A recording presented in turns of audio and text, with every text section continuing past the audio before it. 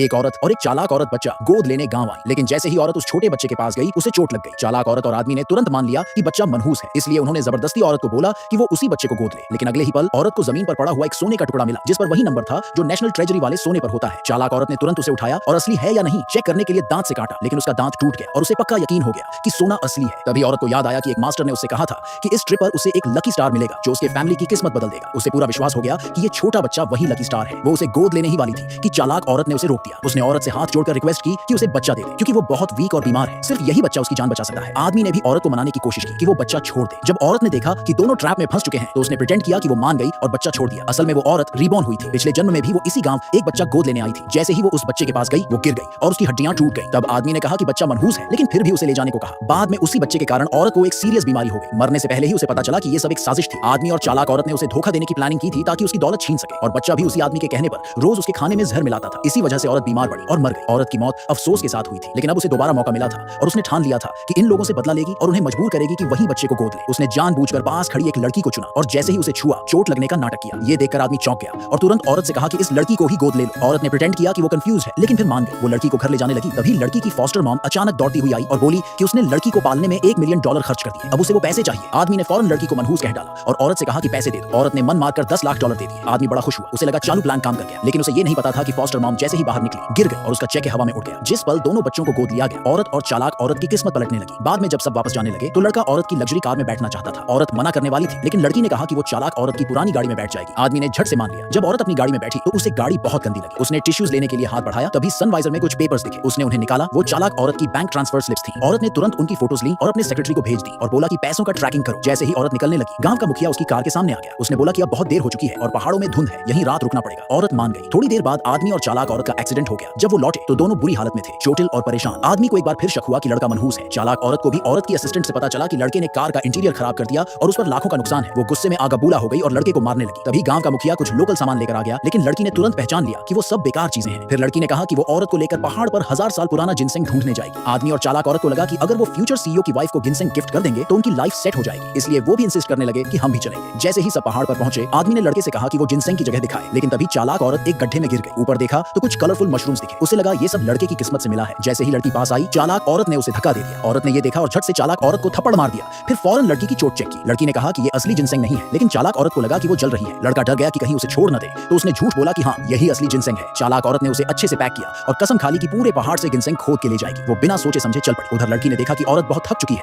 तो उसने उसे बैठाकर आराम करने को कहा। लेकिन जैसे ही वो बैठे, उन्हें सच में 1000 साल पुराना जिनसेंग मिल गया। अभी वो सेलिब्रेट ही करने वाले थे कि अचानक दूर से चालाक औरत की चीख सुनाई दी।